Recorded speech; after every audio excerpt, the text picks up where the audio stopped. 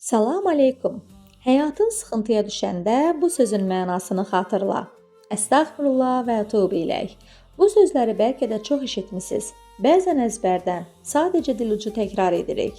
Bəs bu cümlənin əslində nə demək olduğunu heç düşünmüsünüzmü? Mənası o qədər dərin, o qədər gözəldir ki, Rəbbimdən məni bağışlamağını diləyirəm və peşman olub yalnız ona yönəlirəm.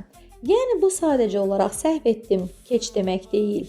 Bu sözlər Allahım, yorğunam, acizəm, günahlarımla və dərdlərimlə sənə sığınıram, mənə çıxış yolu göstər deməkdir. Bəzən həyat insanı elə sıxır ki, qapıların tamamilə bağlandığını hiss edirik. Elə bu zaman Qurani-Kərim bizə ən böyük təsəllini verir. Allah Hud surəsi 3-cü ayədə bizə belə səslənir.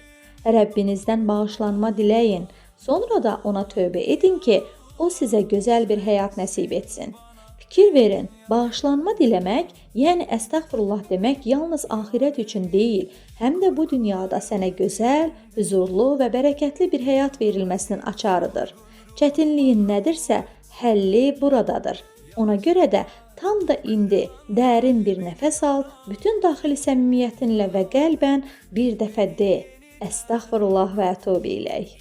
Qoy o qəlbindəki darlıq bitsin, yerinə Allahın sonsuz huzuru dolsun. Allah, ya Allah.